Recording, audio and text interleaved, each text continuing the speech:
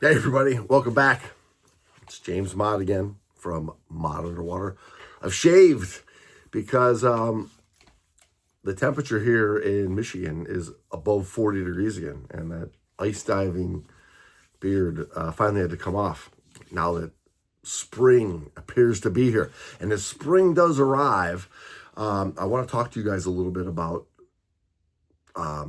this 2-year plateau that I see so many instructors face, that unfortunately so many instructors don't even notice that it happens.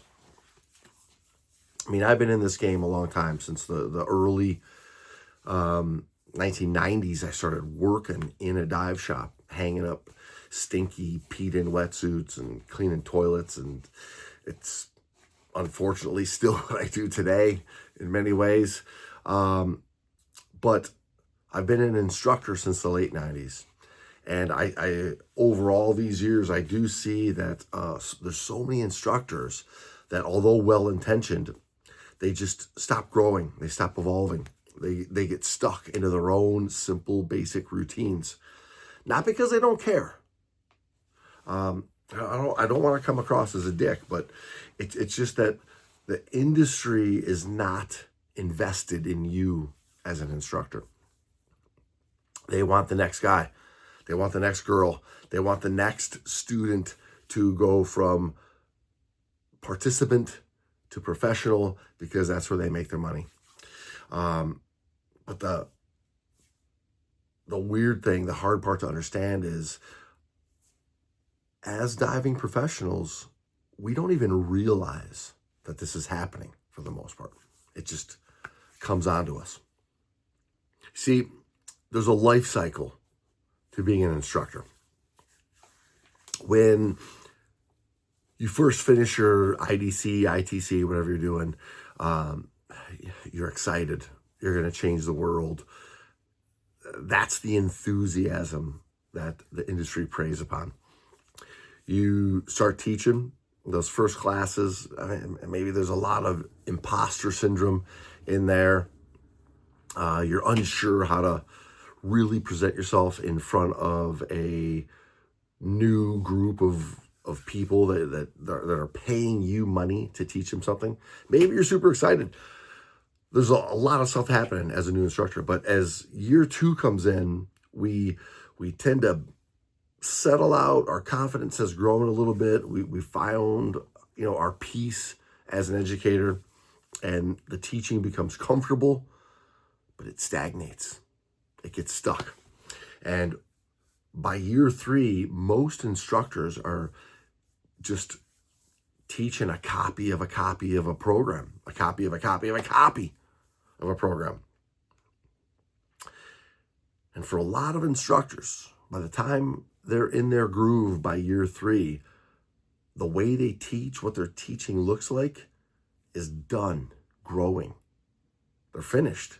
And what they're doing from that point on will look exactly the same. It doesn't look much different from end of year 1. And by year 10, it's the same. So the question really starts to become is like, what am I doing as an instructor? Am I growing? Am I getting better? Am I changing my game at all? Or am I just doing the same old thing? And if all you're trying to do is pump out numbers for the industry, pump out numbers for that agency to make them good, hey man, they're right where they want you to be. But if you're trying to be something special, and if you're trying to be something different, and you're not looking to take the cheapest amount of money to teach the cheapest, fastest scuba class, but you want to make a name for yourself underwater, where people Google you by name, not scuba instructors near me, but you build a reputation for yourself where people want to learn from you because you have a belief, you have a philosophy that people want to learn. That's where the change happens for you as a diving instructor. I mean, listen, don't take this too harsh, too personally. I mean, there's a couple forces at play against you as an instructor.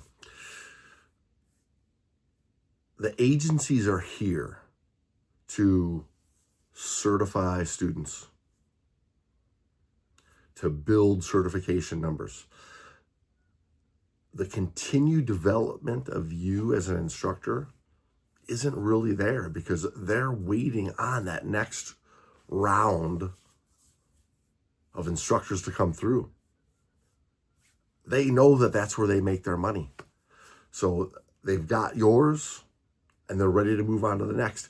Just like, the same dive shop economics. It's the same basic program. Churn them out, put them through. They have to buy Mass Fin Snorkel. Hopefully they package out. If not, move on to the next group. Keep it running. That's the model that the scuba world has built for us diving educators to deal with.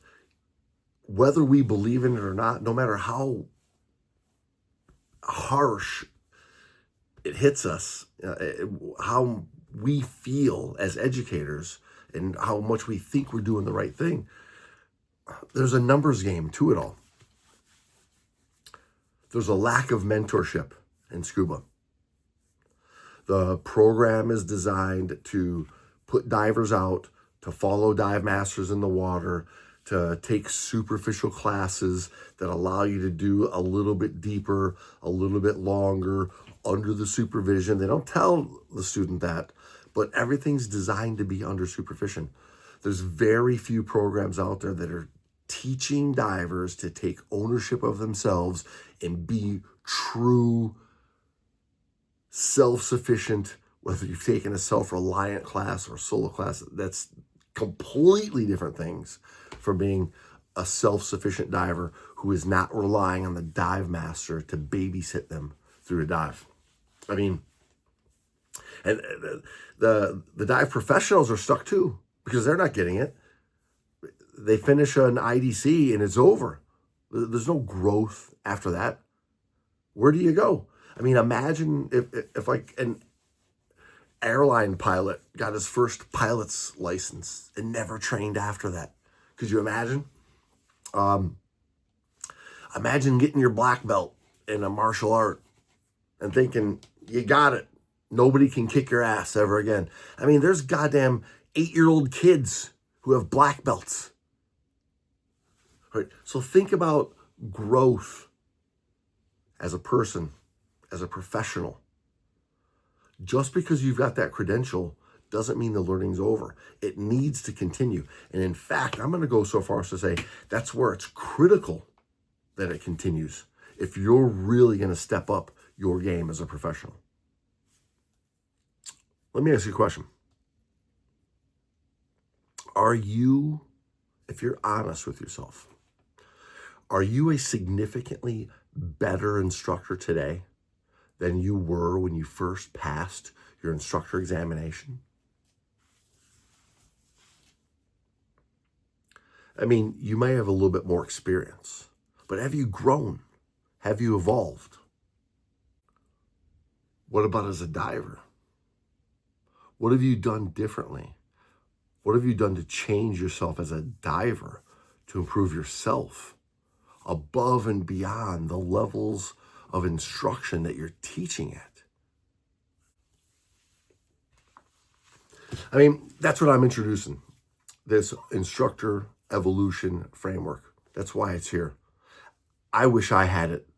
I've talked to so many instructors out there that keep telling me, that have told me, this is something that we need. It's why I've developed this framework. It starts with that assessment. Check it out. It's free.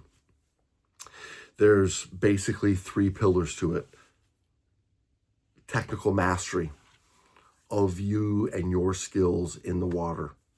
Buoyancy, balance, trim, breathing, body mechanics, awareness, opening the big picture, that big global perspective underwater. There's teaching clarity, how to present something to someone that really sticks, how to really change somebody's way of thinking and how they behave in the activity that they're paying you to learn from. Not just pushing out a carbon copy of a checklist on a slate. And then the important part is your personal, professional identity. How do you build yourself into being somebody different than everybody else teaching the same exact open water program. If that's you, you're stuck listening to the dive store owner. You're stuck waiting for them to hand you a class full of students. You want to build yourself to the ability where people want you by name because of who you are, because of what you've done, because of the professional nature you bring, because of the personality that you have. Those are not things to hide from. Those are things to stand on top of. This is what you need to make that next move. I know some great instructors. I know a lot of really, really good instructors. I know excited new instructors. What separates all of these is there's a underlying fact that the great instructors don't stop evolving after they become instructors. Too many plateau without even realizing it. A couple years in, it's just keep doing the same old thing. Look at me. I came from a place where almost everybody was homegrown within the shop, our program within one agency, a lot of times within one instructor. And after I became an instructor, I realized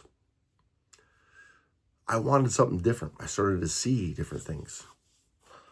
I sought instructors out. I traveled far and wide across this country to get specific training that I wanted above and beyond what I got in instructor school and learning before that.